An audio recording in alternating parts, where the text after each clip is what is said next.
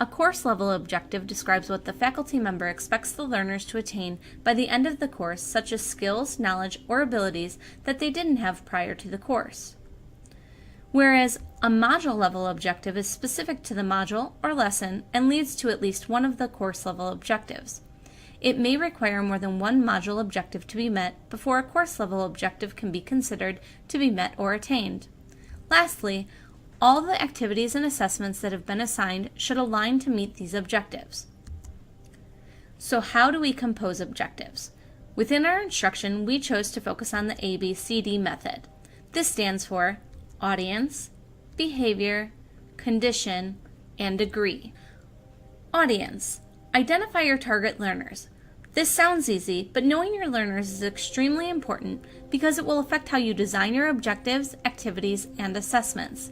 For example, if you are preparing math instruction on addition and subtraction for a group of second graders, you may design objectives, activities, and assessment in one fashion.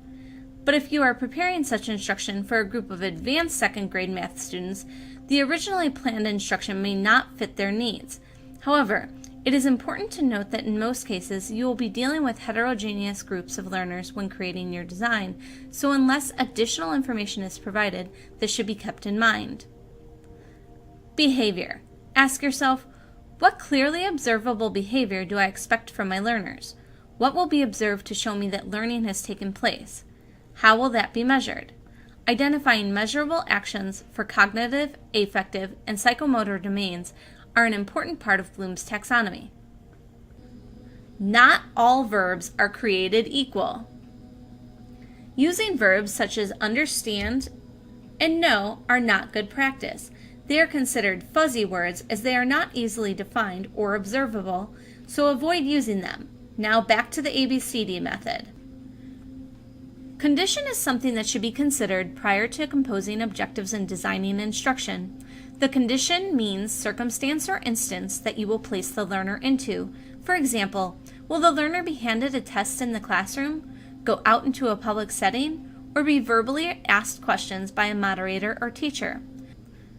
The condition helps guide learners on how, as well as sometimes where, they will be asked to apply the knowledge within your intended activities or assessments. The degree in an objective is important because it provides your learners information regarding the expectation of their performance. The degree is the required measurement that states your goal for the learner. While we would love for learners to achieve 100% on all their assignments and assessments, it is not always feasible or is important in some cases. So giving learners a goal such as obtaining a score of at least 80% or 8 out of 10 to demonstrate that they learned something is completely acceptable. It is okay that you build instruction where you don't expect all the learners to remember every piece of the information provided. They do not have to know it all, but it is important that they know where that target line or degree sits.